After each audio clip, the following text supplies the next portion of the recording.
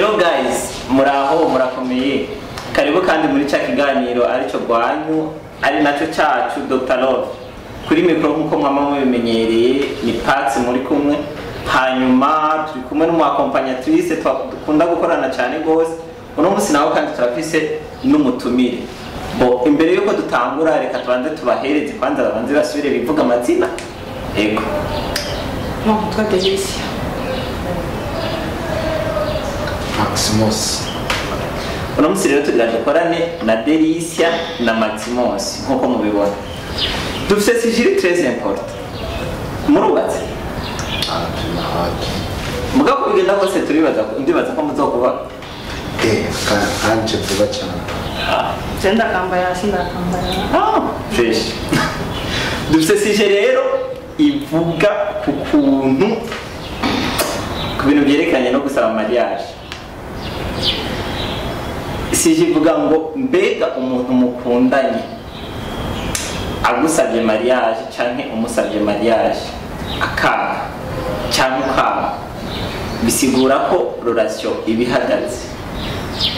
Maximus bwo kubwawe ubyumva gute? Arenze umusaba mariage mukundanye cyangwa mfatamo wewe kubwawe wimbira ko atamuntu ashobora kwanga nta n'umwe Kama twabiboneka. ibyo ntibaba bakundanye. donc umuntu mukundanye Bajyanye ujya mu ndasaba mariage mani ntibaba bakundanye bamubwira gute sto musaze mariage mukundanye iyo yava gute ico kibazo mfise abahora batanga rero bajye ntibaba bakundanye manika baba bakundanye sawa reka ndababaza ikibazo cyane kubwanyu mwibaza yuko objectif yo gukundana ari ya abantu basohokanye objectif donc ikintu baba baviza kiba ari cyane man first of all no kubana karamata icyo kintu cyane ni objectif nta bantu basohokana kugira biryohere gusa man maniga menshi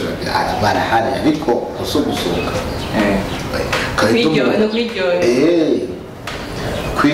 kwirira sho nta bantu batangura basohokana nyine bafite objectif nyine yo kuryoherwa hanyuma ugasanga mu nyuma bibutse gusiba jama biba kwa kundi uvuga ati abasi ni kwa kundi mu kirindi avuga ati iyo umuntu agiye ntavuga ngo aragarutse ukavuga ati reka niciye muri aka gastaff yana sintebe ariko ugasanga urateze jaho ugashobora kwemerana nawe ko umuntu utangura uvuga ati ngiye kwiryohera ariko ibintu bikagusonza kimwe bikarangira bibaye seriye byatari bo reka ndababaye icyo sto avuga ko ibyo uvuga n'ibyo mugabo kenshi umuntu yagiye muri relation n'umuntu ugasanga byamaze ku umuntu ntukabivuze ati biragusumba kimwe iyo terme ntayo nziza rero gusa kenshi aba ari wepfa y'umuntu aba yagize muri bo ugasanga yamweretse nyine ibintu atari yiteze muri relation ibintu nk'ibyo byo nibaze bo ndababaza ikintu hari umuntu cyangwa hari temoyage mumaze kumva iyo umuntu basabye mariage akanka nicyo biba byaravuye cyangwa biba biramaze kugushikira ubyubura amaze kuyisaba bon sindayisabwa mugabo kenshi bon ndamaze kumva umuntu yanse mariage demande impamvu umukobwa umuhungu bien sûr niwe atera igeze byose turabizi gusa ntiyateguye gutera igere muri relation hari ikintu cya communication kandi iyo kenshi mubanye neza nkuko yabivuze bavuga ngo ntimuba mukundana mbwa icyo kintu ntacyo namwemera ntacyo nemeye muba mukundana gusa hari ahantu mutamuragera rero umuhungu yarihuse hari ibintu kamwe fiançailles hataza mariage turabizi en tout cas n'abantu bakijya muri fiançailles imyaka 10 kandi bakagira mariage ntabwo turabona rero ugasanga yaramusabye mariage umukobwa umenga yarakiciga wewe yarafise umutwe ko amashuri hama iyo mariage kayigira mu nyuma mu umuhungu yiyumviriye ukwiyiwe bimwe zari plan ziwe agenda gusaba demande umukobwa atabyiteguye none aho ntiyari gupfa kwemera uko nyine alors que vision yiwe muri uwo mwanya ntiyari kuja muri fiançailles kenshi biva nta communication ihari nyene novuga iri fort entre nico biva wowe bivuze kwiye oya ibyo Maximus umugore yaguma ajyanye uvuga ngo nta rukundo ruba ruhari umuntu arashobora kuba relation imyaka 10 musanze demande tufa exemple que je ne vois pas donc man zishobora kubitanga man jemba mbona umuntu mukundana ikintu cya mbere ari kumushira mu rugo kakubyarira ahungu nakobwa man je turakundana avyumva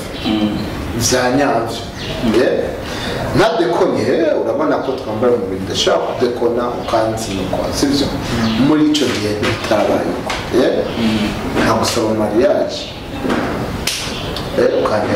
ukantera akagere mani mbona ko napfunika jenye noneho umva urukundo ruba ruharaniye bati oya aho nyine biragoye gato oya pana biragoye ikibazo cy'umukobwa hari igihe umukobwa gute mwana umukobwa gute ugenda kumusaba nawe natari ready wowe ugiye wimvira umaze iminsi wimvira umva abari kundana mu biki atari ready umva umuntu abereka arakundana atari ready gute ndashobora kubitahura akakwemerera byose sivyo ariko bikarangana ariyo tutabaye urazi ko umubiri ari so ababire benshi bahemuka abasito benshi bahemuka bigashika ntibibi ariko je sinumva ko umuntu mukundana yo kwangira mariage hari témoignage apane manager nkanje oya apane je nkanje byarambaye ko n'amainvitation yasohotse ariko tutarakwepa ku munsi wa mariage cyane apana wa kabiri mariage ni kwa gatandatu wayiteguye urubanza wateguye byatari yaragukomeza amasa oya urumva nige yo kubwira mandi iyo témoignage gatoye maximum oya nikasindi bintu nani bari mukundana apana twari dukundana none satani oya nase kumahajyanye uvuga ngo ntimamu oya basi ni kwa kundi nyene umuntu ashobora kuvuga ati usanga wazimiye basi kandi byemeze umuntu atazimiye ntaronka umuzimuro ubanza kuzimira kwanza mukazimuruka sha birashika hamwe reka sindi biri ikibazo rero amaze gukwanira mariage wamaze kuyitegura apa je nigeze naho mwarayiteguranye twarate azana kwipa mbona ko ndiyumva ko umenga wowe oya bana oya akakwanyira naragize amara kwipa Maximo reka ndagusaba ikintu gitowe siko abakunzi mutubabarire gatowe sindi birebere yawe bo ndabaye interesse ukuntu shaka sinzi ko waragiranye ikiganiro nawe ape yuko abawugirana ikiganiro waciye ukupa yene urahera donc waciye ega ni cyafite imana avuga ati wakwanse mu gihugu rakiko donc byose yaciye uhagaze oya shahe gusa turavugana nje nta mutima mubi ntabwo nkumbika mu mutima ntibirigera bishika ukamubaza ati basi wumva mubaza kameze neza n'uwundi mu kapo ntaragira mariage abyaye gatatu wow donc yagutotse rwose ajya kuwumva zatatu mani pole kweye numva yuko byari bisa ubanyari bwatera igere gute mani gute umuntu yoreka kugira invitation yose ubonye invitation ikintu cya mbere uvuga ati nta kindi gutanga kugorora ishati wamaze kwipanga byose wamaze guheza ariko abantu dusikire umutima abantu dusikire umutima agusira umuntu vraiment ndumva kumenga ahari hose vraiment nimba ndoshobora kuraba iki kiganiro waragize yaragize oya gusimani mu babari amere neza hari hose ikibazo rero nashaka ndababatse so birakunze gushika murabona abajene benshi mbona ibyo bigezweho baratera ivi kenshi mu gusaba mariage gusaba umuntu ko muzogira mariage reka turengere iyo etape yo kuvuga yo gutera ivi basi harageze yuko usaba mariage wumva uriyangaje iki peut-être sinzi ko mwabivuganye peut-être sinzi ko mutabivuganye hanyuma umusome uramusabye mariage bajya gutera ivi hanyuma peut-être uyu mwanya arayikwemereye yuko mushobora kugira mariage hanyuma mumaze kuva ngaho ubonye akavuga ati peut-être nase kukumara amazi imbere y'abantu mugabo jewe uyu mariage ariko aransaba sindi ready uyu muntu muri ya relation ifo ko relation ikihagarara canke oya kwanza first of all bajya niga bose babona batera amavi niko babyumvikanye umva mane wo vuga ati yani nabwiye n'ibyo nzakomeye Jean kuyaga oya babyumvikanye ati umunsi n'umunsi nzogutera ivi abe mutegura ibyo bibaza wabana w'umuntu wamutera sibwize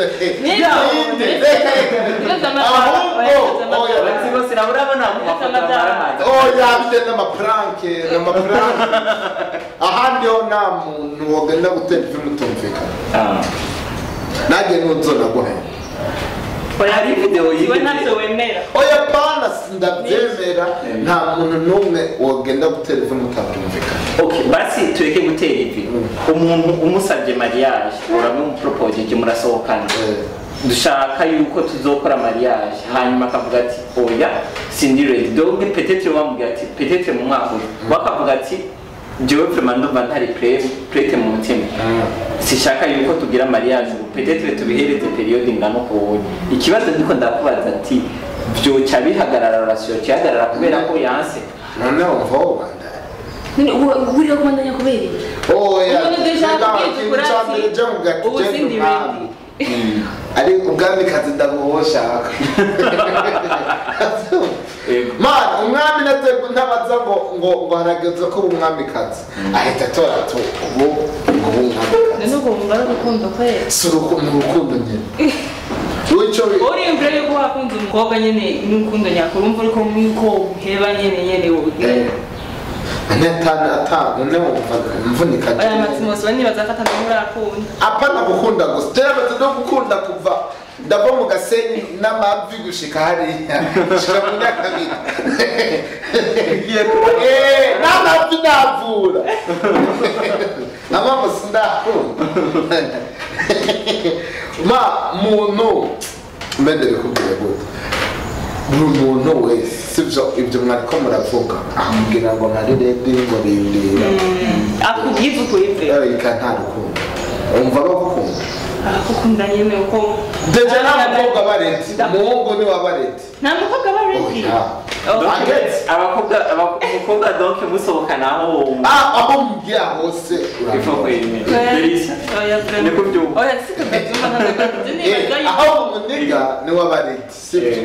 uravuga ati reka nkore reka none muri couple nti muri babiri n'iki misi yose bamushaka kwerekana nkawe reka mfatire ni wowe ubona ashaka kuri hafi kumva yuko ari wowe ufise autorité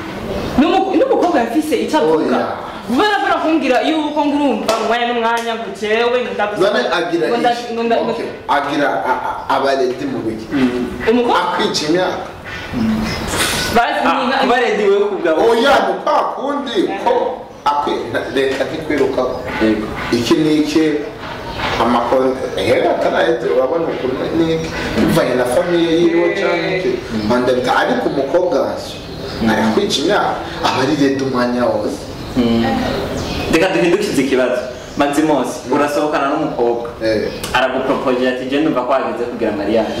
uyu mwanya wabyemeye narabare rega n'icyendegezo ko bari fine kuri gari utegereza none sije papa Delisa ikibazo kwanza aho nyine Maximos birumvi bon ego barakigishije yuko umugabo niwe ari adatetse umuryango n'umugore urumva kuri wewe umusize mu rugo azokwama yicaranye nta kintu n'uzoze narasho umukobwa no kwicara agende kwa mubiri donc madame wawe no kwicara agenda gute akarya n'ijambo ry'Imana ngende umuntu wa mbere akoresha ibyanditse bavuga ati wa mugore wewe ikintu kimwe gusa kizoguhangara ku isi ni ukubyarusha mbwira ibi ni ibintu by'abantu byajuru mbwira umugore wa kera wasanga mu ibutike ba Mariya Magdalena abantu niyo buryohe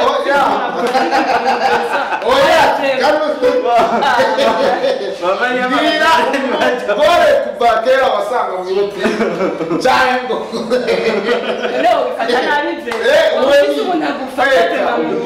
niyo mpamvu nakubwira ko atamugore abarezi bambe umugore n'icyo samadete niyo mpamvu uvuga ati jewe mugabo ntegereza kuba ndirebe avuga ati azoronka akawunga ya buri munsi adonke ku bwawe rero shaka gatoyi manzima sidusigurire kuba ready kumujama biba mani kumujama kuba ready no kuba ufise ikintu cyoka muri kumujama voilà rero aho turiko turaza ndiko ndakubariza ico kibazo umusoma araje avuga ati jewe wacu peut-être turi ni note cyangwa avuga ati jewe ni panze urabona ko ibintu byarahindukiye siko ibintu byarahindukiye ibintu byarahindukiye jewe ati avuga vax kisatara kedo turi asuva maridine kisatara kedo turi asuva maridine nta mpamvu yatumwirukane kakugenda nguriye ngo uraza kujya mu rubanza nibyo tukakazuguherera niyo mpamvu atamukobwa wazambwira ibyo by'ubwanje ntarabarenze nawe wowe ugendera ku ifarasi donc ni umuhungu ategerezwa kuba ready kugira propose umukobwa sindi problem ni mpaka niwe mwabivuganye mwese hama ivyonye mukaba ready muri mwese ara yuko umuhungu afise imwe ngo afise cyangwa umva twari ko turenterprete ikintu kivuga yuko umuntu asabye mariage bakamwankira wowe uvuga yuko byoca bigira iki byoca bihagarara donc nta continuity umva nawe urumva yuko aho nyene urumva kumenga nta okay reka mbazereze uyu umukobwa gatoye none uvuze yuko muca mubandanya kugira amashike kuki tout simplement dufata ari nka jewe yasabye demande nkamubwira ati tese ndabarere maybe nkaho muri uno kenshi umukobwa avuze ati sindabarere tureke bijyanye kuvuga ngo urumva mu mashuri ndakiga cyangwa ndetse ndakora hari aho nshaka kwishika hari aho nyene nshaka kuja mu rugo mfise ico mfashe uyu wumva wewe ndaheza ashaka mu rugo akaba ari wenyine amwishaje ariko jewe bashaka hari ikintu nkakibwa mu rugo na jewe apana ngenda nyene n'umutwe iki ngo ndindiriye ikintu nivyo ntakibuza yuko atagutawe nico naco gituma nakubwira ati ngo urumva ngo uhagarika kubera iki azwo umuntu mukundana wenda ko ushobora gusohokana n'umukobwa imyaka 10 yakwangira dufata urashitse arakwangira kugira ngo kuri jewe ngume nitobana cyuhe iyo 10 n'abadayigamwe maximum sina myaka 10 umara muri rorasi biraba 10 donc ababayimara none baba bataye uzorabe end of the day usanga batina bari nibyo mukanda yo bishika bakaba ariho ko professor je yanyigishije oya no namukuze akundana n'umukobwa imyaka 13 niroko twese turamwiga mwisho namubwiye ati wewe asigaye ko azokwiga bani imyaka 13 n'ubu tuvugana ndazi barapowanya aho bari wowe bazari ko babonye batazokera man jenza abandi bari bakunda imyaka ishika 14 ariko bapfuesha rigere abo bantu abantu ati gute arna ko akonyo sajeri imwe umwe ati ni jewe mbanza cyumuka telefone ndakaya ni jewe bari rukundo rwageze wasinzi ko navuga oya kenshi je manje nk'umugore gutsotwa nta kwezi tuzorenza twikundana Maximo sindi ko wari ibiganiro bya Dr. Lord shazama nana ndabiraba gusa kwa kundi nyene iki ku kintu cya dere yo gukundana icyo kintu ngira ndakikubaza narigeze kukibaza abantu wowe baza yuko abantu basohokana kugira ngo bagire mariage baba bakundanye nk'umwanya imbaraga je manje kuri jewe amezi 6 ni menshi amezi 6 no dere minimum oya ntako warende nani mwaka bane wumva erega je bashaka bwa buryohe bw'urukundo uzoze mu mujya wamaze abanyandi hatuka amadivorce amadivorce guda umuntu mwamaranye ngo nk'ubu umuntu umumenye ninde yamenye je ko dufate nk'ubu urabona je na n'inzoga turakundana n'umukobwa ntashaka ko abona ko n'inzoga sinabimusha imyaka na 60 iyo utari inzoga ntazokwigira gufata afata umuntu ni munini ntabwo uzona guhera nta muntu womenya hari natumanyaje duheruka kubona ubaka imana ntabwo nzoga umugabo yamaze imyaka 60 umugabo yamaze imyaka 60 abana n'umugore yigize ikiragi igitumva kubera ko umugore yari akaze cyane amakanga umugabo acamara imyaka 60 abana n'umugore umugore azi yuko umugabo we atumva agiye kubimenya vuba muri 2020 umugore asaba divorce kubera ko nta kintu na kimwe umugore yigeze abwira umugabo agira umugabo ngo amutahure bisigura ko rero kumenya umuntu rimwe biragoye nta muntu mu kibano abantu bose barazi no kumenya birashibano urashobora kwenda kubaza urashobora kumbwira yuko dufate nk'ibyo wavuze ngo ndashobora kumwisha ariko nta inzoga abagenzi bamugenda nabandi bazikora n'inzoga suje umuntu wa mugenzi yogenda ukudodobereza nawe aramugenda kudodobereza ku mukobwa tutavuze abaduhuye byoshika tugahurira gute ko duhora tuzi ahubwo guhura utabimbwiye ko ari ntoze hariyo divorce ahubwo rero kuba wakora ni nk'uko ni nk'agastori kabaye byari muri quartier umugore abwira umugabo ati nje ndagiye ngaruka nka saa 3 umugore aca adasize aca asanga nawe amusanga afite uwundi mukobwa none wumva ikosa ari iry'umugabo cyangwa iry'umugore yabeshe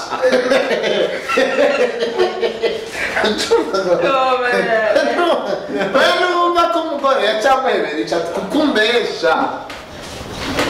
doko umugabo yakeye umugore niyo mpamvu ubwira ati umuntu wowe Delicia umuntu atashatse kukumenya umuntu utashatse kakumenya ntiyopfa kumenya ubuzima bwawe bwose biragoye tumenya sosiyete turimo ubu ko umuntu utomumenya birakunda birashoboka ko umuntu ukabisha ikintu plus de 10 no gatoya kubera iki amadivorce menshi ubu unyi y'abantu usanga babanye nk'imyaka 3 cyangwa imyaka 4 ugasanga bagize divorce bamaze kurana imyaka 4 kandi bo barakundana usanga urabona abantu benshi bafite tendance yo kubona yuko bamaze kugira mariage amadivorce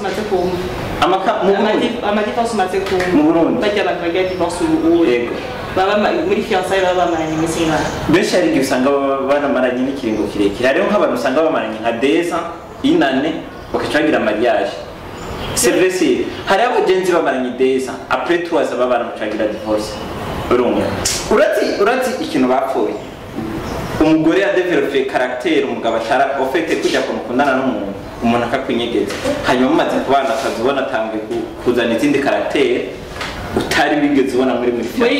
ya myaka 3 muri ya myaka 3 none nibaza yuko je na meza 6 ngo na meza 6 oya nico gituma jene mama mbwira ngo umuntu ni just oya Maximus just ndagushigikiye izo simu oya nobodeka kushigikira ubiriza bro jewe kino novuga c'est vrai simu ni ego hari abantu usanga vraiment bari presse n'ubuzima bavuga ati je vraiment peut-être naraciye mu marorasyo menshi namaze kumva kumenga narambiwe siko cette fois ndashaka kugira mariage uri ready again mugabo umuntu uvuga ati jewe ndashaka vraiment ko umugore wi wanje nzomushira mu nzu peut-être namaze kumumenya ko byinshi erega iyo muba muri kumwe n'umuntu muri relation ukabona arandanyaga caractère urumva ukavuga ati akajesi ishobora kukihanganira pesa cyangwa ukavuga ati akandashobora kukihanganira man nta kintu na kimwe utokwihanganira ku muntu mubana abona nkawe ko ari utwigishije urukundo gato ofite jesi ndabigisha jewe ndabazana ngaho oya uraterera ariko nkawe usanga wowe urukundo rwaranakunaniye reka saba ko ntakuraga ibyamunaniye yego turabizi birashoboka birashoboka Yego. niyo mpamvu icyo kintu ntitwofa tunagihurije kuri icyo tugaruke kuri kiya kibazo rero tubagije twofa tunagihurije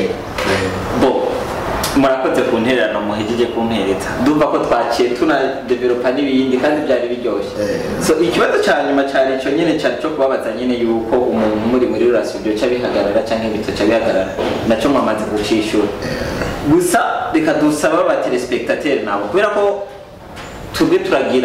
turatanga ibyiyumviro by'iwacu mugabo aba bari ko baraturaba nabo baragira ikindi bashobora kwiyumvira akavuga ati ibintu bimeze uko rero ikibazo ni kuri mwebwe muri ko muraturaba mubibona abantu umuntu musabye mariage akara